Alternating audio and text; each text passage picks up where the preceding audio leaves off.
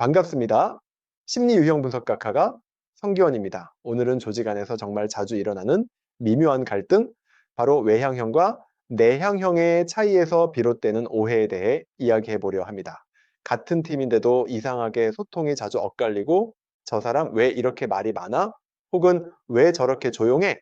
라는 생각, 이해 한 번쯤 해보신 적 있으시죠? 이건 단순한 말투나 분위기의 문제가 아니라 성격 유형 중 에너지 방향 차이에서 비롯된 아주 본질적인 차이입니다. 오늘은 외향형과 내향형이 어떻게 다르게 움직이고 그로 인해 어떤 갈등이 생기고 어떻게 해결할 수 있는지를 심리학적으로 풀어드리겠습니다.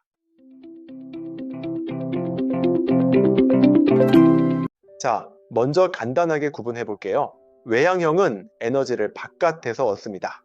사람들과 대화하고 활동하며 즉각적인 반응을 주고받는 걸 좋아하죠. 그래서 회의 시간에 먼저 말하고 소통하면서 아이디어를 정리합니다. 내향형은 에너지를 안에서 얻습니다. 혼자 생각하고 정리한 다음 말하기 전에 머릿속에서 정리가 되어야 입을 엽니다. 대화보다는 글쓰기나 조용한 환경에서 더 능력을 발휘하죠. 그럼 이런 차이가 어떻게 충돌로 이어질까요? 예를 들어 회의 상황을 떠올려 볼게요. 외향형 팀원은 생각이 떠오르는 대로 막 말합니다. 이건 이렇게 해보면 어때요? 그건 좀 아닌 것 같고요. 그런데 내향형 팀원은 말이 없습니다. 다 듣고 있다가 회의 끝날 때쯤 조심스럽게 한마디 합니다. 그 말이 핵심일 수도 있지만 이미 분위기는 왜 지금 말해?가 되어 있죠. 외향형은 내향형에게 답답하다고 느끼고 내향형은 외향형이 너무 가볍고 시끄럽다고 느끼는 순간입니다. 또 다른 예도 있어요. 외향형은 퇴근 후에도 회식, 네트워킹을 통해 에너지를 충전합니다. 내향형은 퇴근 후 조용한 시간을 통해 에너지를 회복하죠. 이 차이를 이해하지 못하면 내향에게는 쟤는 팀워크가 없어, 그리고 외향형에게는 쟤는 너무 들이대 라는 오해가 생기기 쉽습니다. 외향형과 내향형은 에너지를 얻는 방향의 차이를 말합니다. 이것은 삶을 받아들이는 세계관 자체가 다른 것인데요.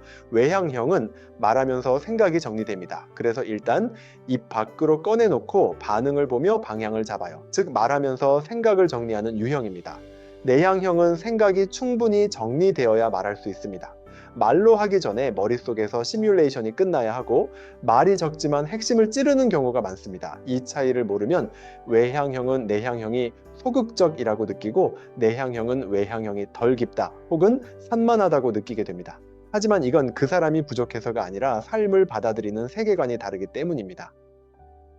자, 그럼 조직 안에서 이 차이를 어떻게 조율할 수 있을까요? 외향형 분들께 말씀드립니다. 내향형은 말이 없다고 해서 의견이 없는 게 아닙니다. 질문을 던진 뒤엔 조금 기다려주세요. 생각할 시간을 주면 정말 깊이 있는 답변이 나올 수 있습니다. 그리고 내향형 분들께도 말씀드립니다. 외향형은 대화 과정에서 생각을 정리합니다. 그래서 말이 많아 보일 수 있지만 의도는 소통과 협업입니다.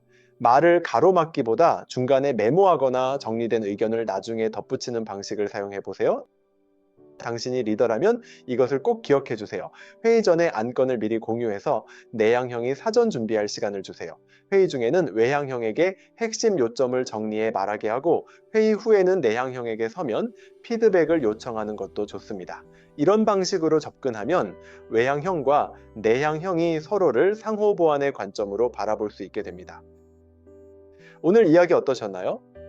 외향형과 내향형은 단순히 말 많은 사람과 조용한 사람의 차이가 아니라 세상을 경험하고 해석하고 표현하는 방식 자체가 다릅니다. 이 차이를 이해하면 회의가 훨씬 유연해지고 협업이 더 건강해지고 팀워크가 깊어집니다. 오늘도 여러분의 삶에 도움이 되었길 바라며 좋아요와 구독도 잊지 말아주세요. 다음 영상에서 또 뵙겠습니다. 감사합니다.